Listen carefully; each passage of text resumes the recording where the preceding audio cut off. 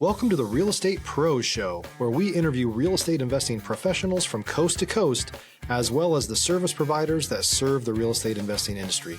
Our goal is simple: share what's working now to help you improve and scale your business to the next level and meet the pros that can help you get there.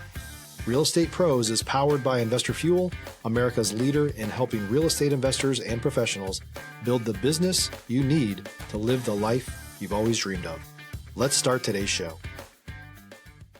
Property insurance for real estate investors doesn't have to be difficult, but it does need to be there to protect you when you need it. MyInvestorInsurance.com not only provides insurance at 15 to 30% cheaper than traditional agencies, it's built specifically for real estate investors like you. You can set up an account in about 2 minutes, get quotes on properties, turn on and turn off insurance for your fix and flip or rental properties in around 2 minutes without having to talk to anyone directly, all through our portal. There's no better way or faster way to make sure you've got the coverage you need to protect you, and no more lengthy policies either. Once you're set up, you're billed monthly and prorated by the day for however long your policy is active. It's powered by MSI, the third largest independent MGA, with 1.5 million customers and more than $1 billion in cumulative premiums written. Get set up today in about 2 minutes at myinvestorinsurance.com/fuel.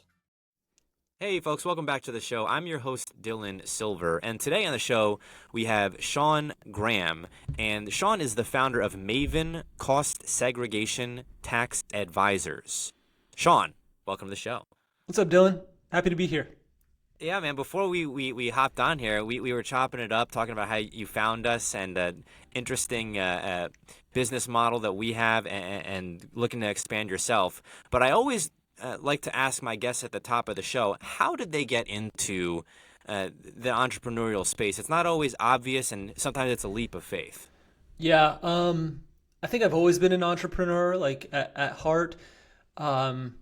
But I went down the accounting and finance route because I wanted to understand the financials and like have that as my foundation to go operate my own business when the time came.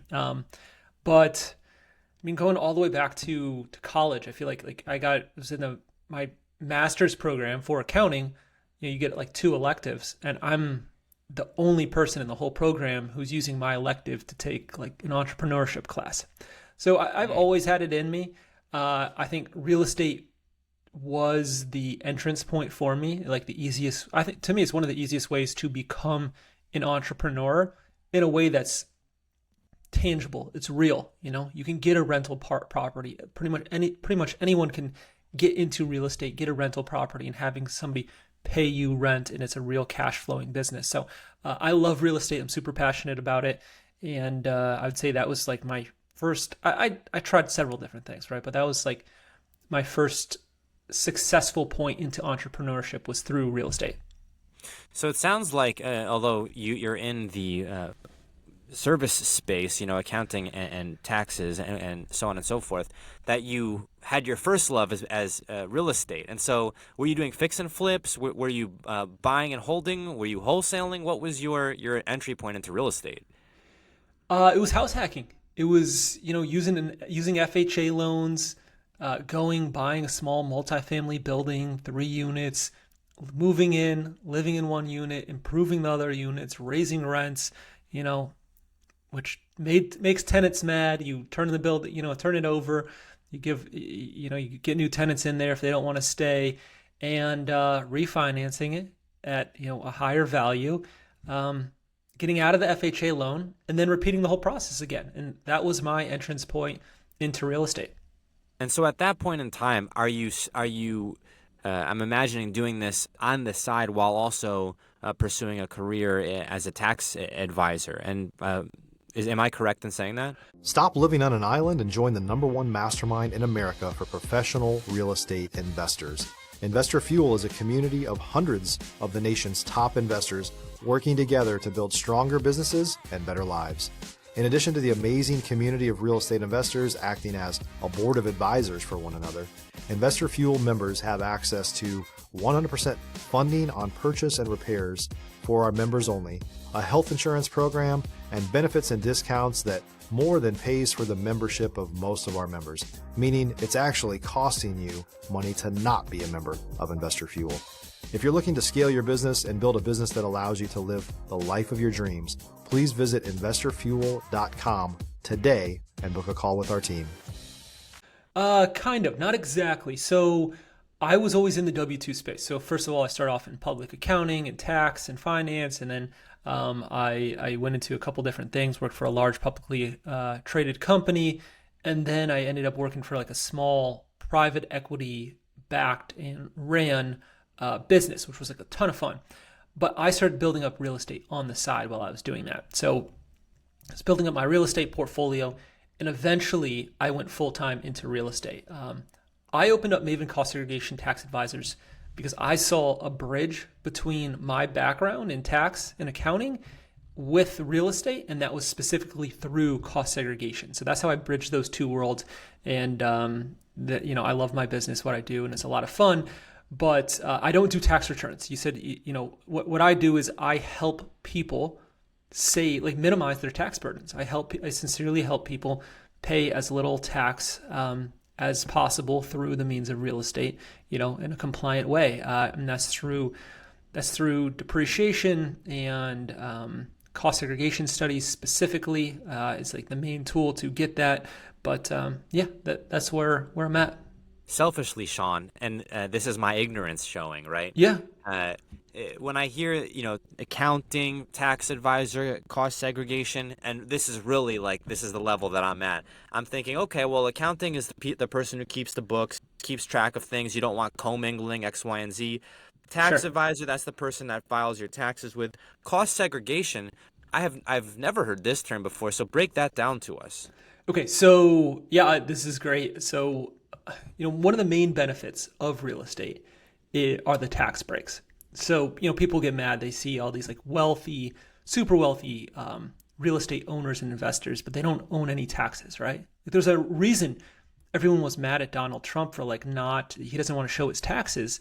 Well, he didn't want to show his taxes. He's not paying any tax. Why is he not paying any tax? Because he's a real estate investor.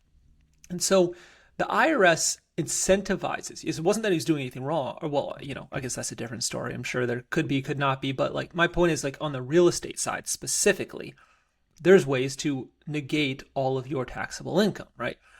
So you do that through the means of what's called depreciation. So the IRS incentivizes you to invest in real estate, and they do that by allowing you to depreciate the rental property or the investment property over a certain period of time. So if it's commercial, non-residential, you depreciate it over 39 years. What that means is if you buy a building for, say, $500,000 and it's a rental, it's an investment property, and the land's worth $110,000. So now you're left with $390,000 basis. Well, the IRS says, well, you can straight line depreciate this. You can write off $10,000 every single year over 39 years. Or if it's a residential, you do it over 27 and a half years. So imagine a $275,000 rental property depreciating over 27 and a half years. You get to write off $10,000 every single year. Does that make sense? Yeah.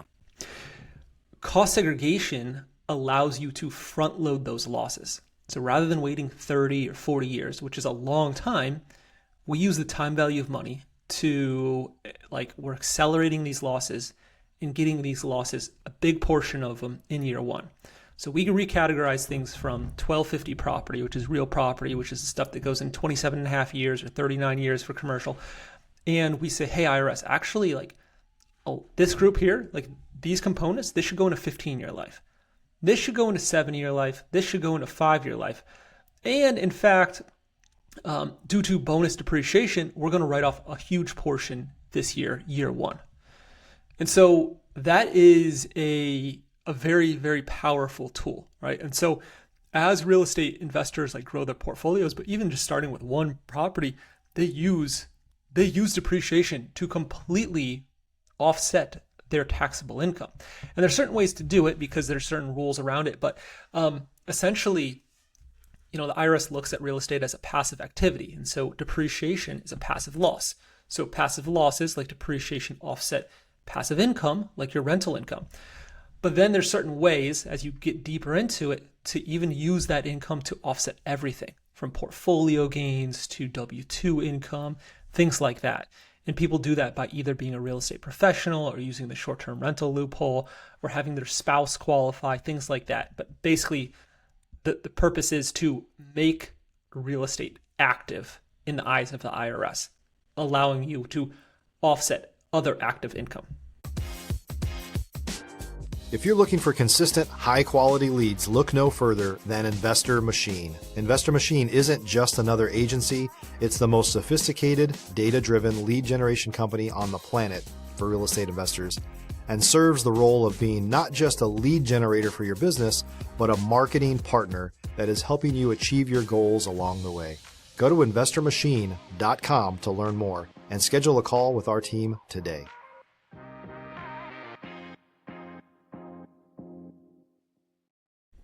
I've said this before, and this is a really interesting segue here, because on a very low level, I've said, look, if you have an entrepreneurial bone in your body and you're doing something else that's W-2 and you're paying however much in taxes, even if you don't make a profit, you can be running Mile IQ when you're going to your business meetings, be deducting those expenses, and then get that money back on the taxes that you already are essentially overpaying in your job. Whereas if you weren't doing that, it might be a little bit trickier to do that because you might not be able to deduct that if you don't have a business running outside of it. And so on a very low level, that's something that I've seen and I've done myself. And expanding to the level that you're talking about, it's something that I think is really like behind a wall in a sense. Most people think, well, where do I do? Where do I go? It's got to be, effectively, totally foreign to them. So you do need a trusted advisor to go and break this stuff down, because it's not always like straightforward, and you tend to go places and feel like you're not saving that much. I mean, this is just my experience as someone on the outside looking in. Yeah, so my job, Dylan, is to, as you go buy a rental property, whether it's just a small single family home, or you go buy, like a big office building or large multifamily or self-storage, whatever it is. If you buy something with the real estate and it's not your primary residence, my job is to help you use that real estate to offset your taxable income. So if you think about it, it's not only like, okay, you have appreciation, the building's going up in value, or you force appreciation or just natural appreciation over time. Then you have the cash flow, the rent, the rental income. You have all the tax benefits of being able to write off like things related to your business, right? And like use those as tax deductions. But then you have the depreciation standpoint too, which allows you to lower your overall tax burden. So real estate is a beautiful thing. It really is. What I do is I work with you and your tax CPA to give you losses to lower your taxable income. That's what I do. I make money by doing cost segregation studies. Everything I'm talking about, right? This is all leads for me. It leads into the cost segregation work. So, Sean, walk us through going from, as an entrepreneur yourself in your space, going from working for other people to launching Maven cost segregation to then scaling that to where you are today. What was the process like? And at what point did you realize, I have a niche here, and I'm going to, see where I can take this to? Yeah, so I think Steve Jobs has a great quote that says something like, you can only connect the dots looking back.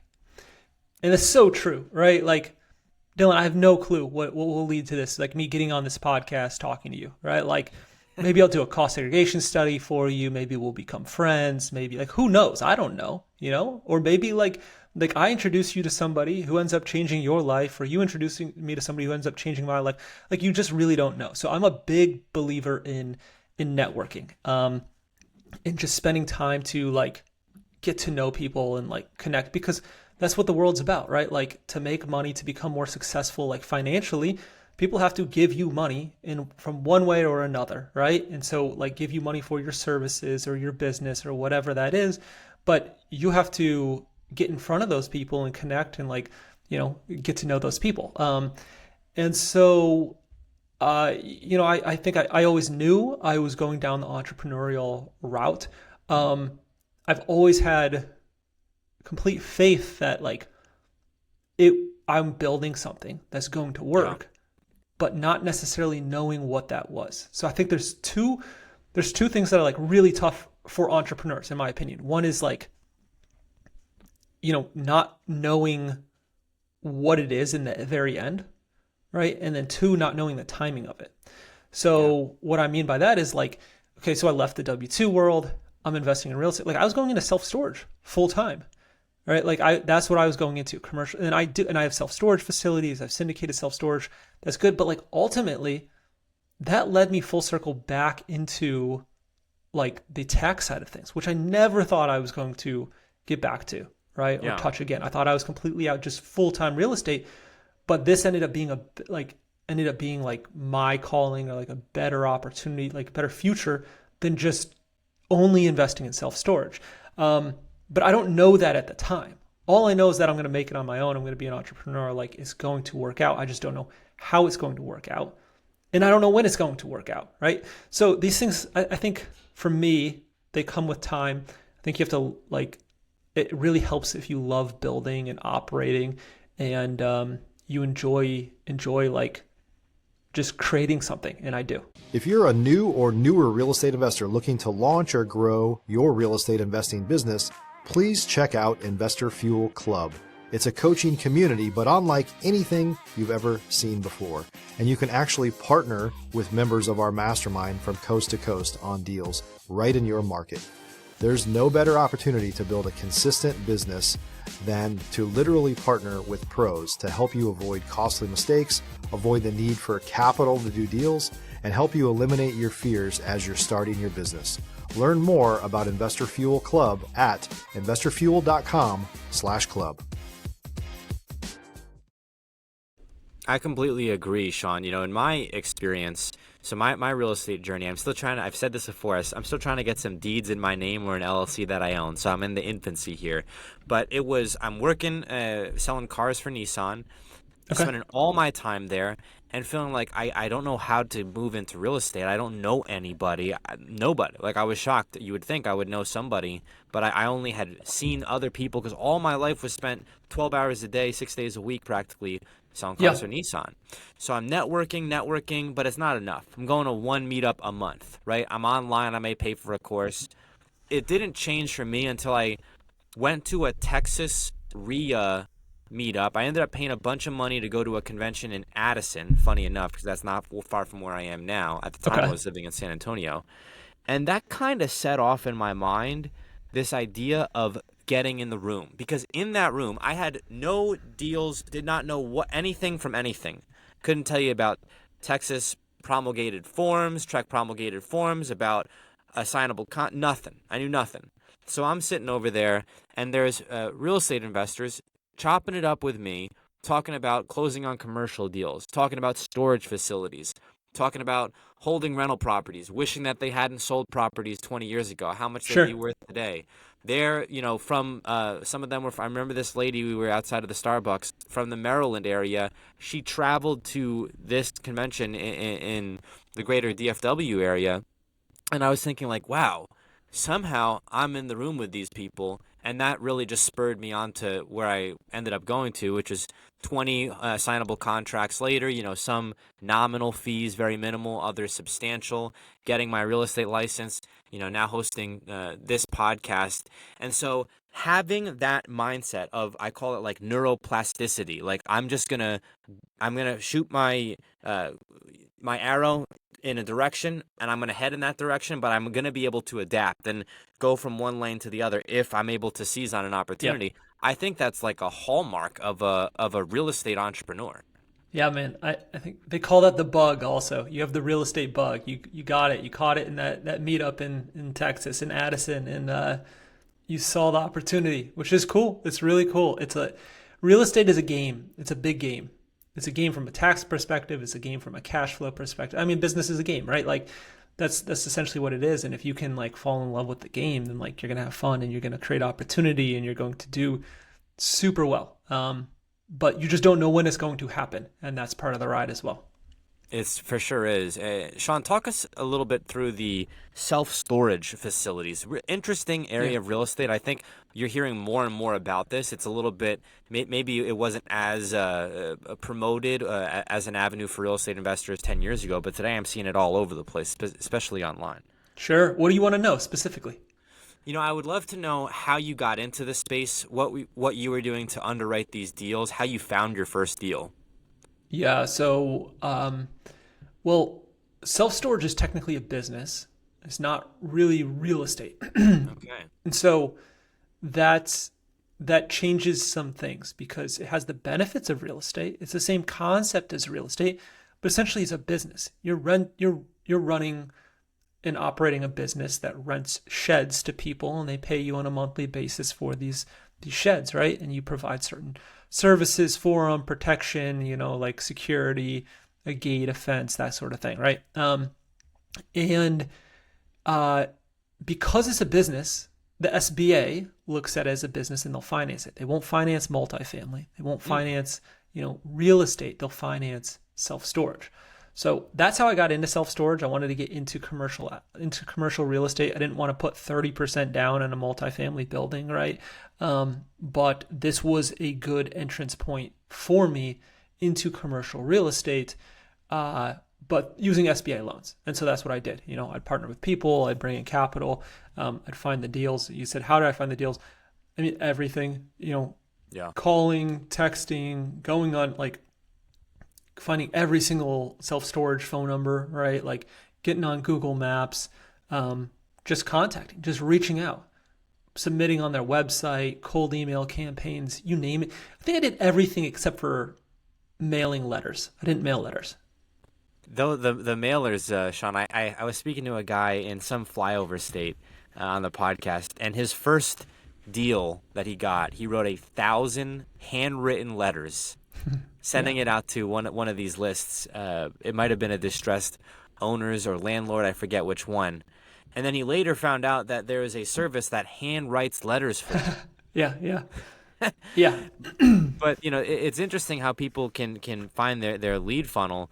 For me, what I've recognized is this is literally just a mindset shift. But going from you have to call the leads, looking at it like a numbers game, to then shifting to I'm genuinely curious, like a genuine curiosity, like you were talking about. It's a game in a sense, and so I'm imagining like a computer displays in front of me and mind mapping where the lead's gonna result to and where that next deal is coming from. And the more that I started to look at it like that and am continuing to look at it like that, the more it becomes apparent to me, hey, here's a new creative way for me to get a hold of this person. Whereas otherwise, it can honestly seem like overwhelming and way too much to call through, 1,000 people. Yeah, you have to find the systems and stuff and see what works. It's funny, the mailer thing, like I hate mail. Like I just let my mail stack up, right? So it's like there's no way I'm sending mail or even paying somebody to send the mail. Like I just hate everything to do with mail. But yeah, you got to build your list. You have to get creative. You can't do what everybody else is doing. You go pay for a list. Everybody's called that list. You have to go build your own list. You have to make it. You have to figure it out. And you have to network and build relationships. And look, I mean, you're starting now, and if you can be successful now, I think that's huge because real estate is tough right now. Interest rates are at I don't know, what is it, like maybe like a 20-year high or something like that. It's like it's tough. And so if you can find success and build success now, that's awesome. Because even the people who, you're talking about like assigning these contracts and stuff, wholesaling, well, they sell their house, that's great, but they have to go buy something else and move into that, right? And so that deters a lot of people from selling. So it's a tough market in my opinion, but this is where you have to get creative and separate yourself. What I've found is that great real estate operators, I think much like great entrepreneurs in any field, but definitely in real estate, are able to adapt. And so I've seen kind of the trajectory of a real estate entrepreneur on the outside looking in, networking. Many cases, a lot of people have a similar story to me. You go to conference of some kind. You pay to get in the room. Wholesaling, go from wholesaling to fix and flipping, short-term, mid-term, long-term rental. Then from there, I've seen a lot of people right now get away from that and go into note buying, hard money lending, construction loans. I saw a gentleman who does specifically acquisition of distressed second position liens. Yeah.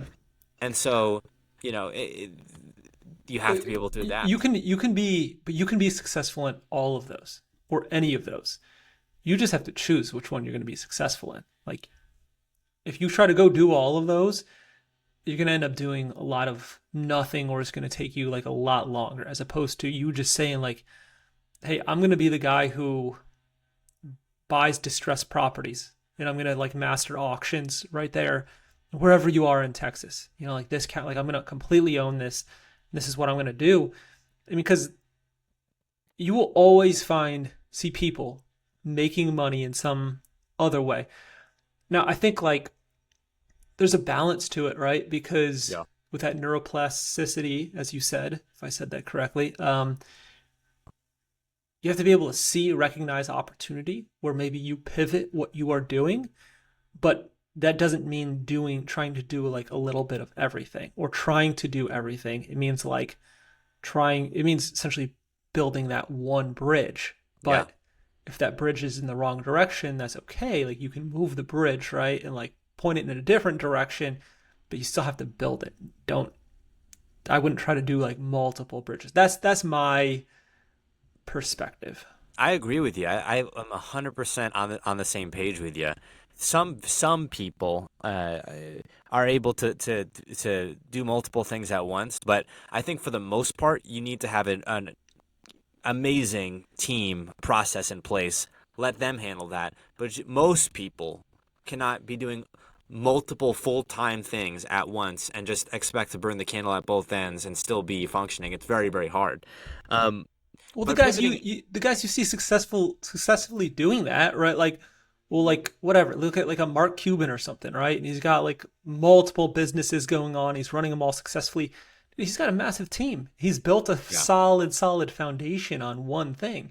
And if you're talking about like, well, like a young hustling entrepreneur who's doing multiple things, like probably, but he's probably not like in great shape or probably doesn't have like great relationships. There's something else out of balance is my point, right? Like you can't have it all. So like you just have to pick what those important things are to you. It's just the shiny object syndrome. You know, pivoting a bit here, Sean, tax strategy, before I became a real estate entrepreneur enthusiast, right, was the furthest thing on my mind. Because I'm at this point, I think like many people, you have a W-2 job, you pay your taxes, you don't think about getting money back at the end of the year, especially if you're single and no dependents, right? And so it didn't seem particularly interesting to me. I never thought about it. I always felt like, I'm paying a lot in taxes, but what can I do? These last couple months, I'm really been thinking a lot, specifically this last week when I got my real estate license. I was like, man, I'm going to be making money. It's going to be untaxed. How do I save more of that? And now I'm realizing like all these people who are potentially in that field who think, oh, well, I'm an accountant, I'm a CPA, like, you know, I'm just doing this job. The job is super, super, super, super important. And there are people who are quite literally starving intellectually to find a great accountant, a great tax strategist, a great CPA, right? And now I have a whole new respect for the field in general because I'm thinking all these people right now are slammed, right? All these people are super busy right now. If you need advice on your taxes, good luck finding someone new because they're probably up to their eyeballs in advice and feedback right now. Yeah, and I just have a totally new, respect for the field. Yeah, it's busy season for sure. Yeah, I think. I mean, you don't know what you don't know, but I mean, you're signing contracts. Those are all taxable fees. Like you're gonna end up paying like a good portion of taxes on that. So, I think anybody's job as an entrepreneur, if you care about it, right, like, is to minimize your tax burden overall. How do you figure that out? And so for you, if you're not working at a dealership anymore, you're in real estate full time. Well, then I'd say, like, how do you become what's called a real estate professional? How do you gain real estate professional status? which is a very specific thing in the eyes of the IRS. And it means that you do real estate full time, or like more than anything else, at least 750 hours, and you materially participate in it.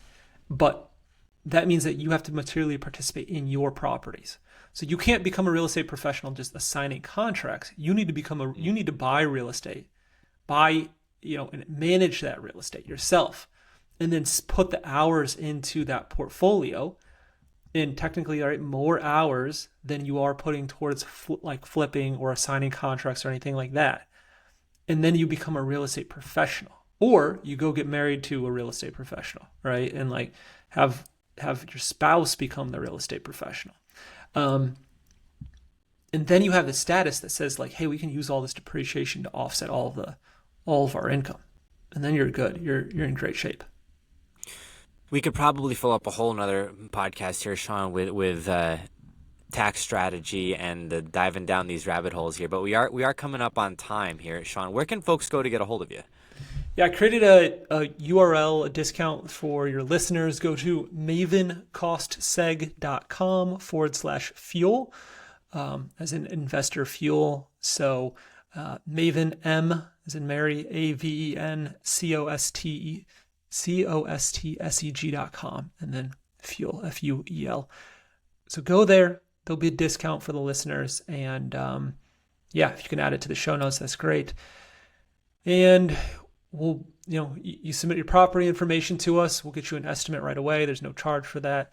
And let you know, like, hey, this is the cost of doing this engineering study. This is the amount of depreciation you'll be able to accelerate and get. And this is what the impact looks at a specific tax rate, right? So if you are not depreciating your properties, or like accelerating the depreciation on your properties, I'd highly recommend looking into it. Contact us, and then we can help you out. You can also email me, Sean, SEAN, at mavencostseg.com. Sean, thank you so much for your time today. Thank you for coming on the show. Yeah, thanks for having me, Dylan. Thanks for joining us for today's Real Estate Pros Show. You can learn more about the amazing benefits of the Investor Fuel Mastermind community, including surrounding yourself with hundreds of other rock stars, 100% financing for your deals, and members-only discounts from vendors you're likely already using that, as a member of Investor Fuel, will save you more than the cost of your membership. Visit investorfuel.com to learn more. If you're interested in joining us as a guest of this show, please visit investorfuel.com/pros to apply. You can also check the show notes for access to free resources, how to get access to world-class lead generation, and much more. Don't forget to subscribe so you never miss another episode. Have a great day. We'll see you on the next show.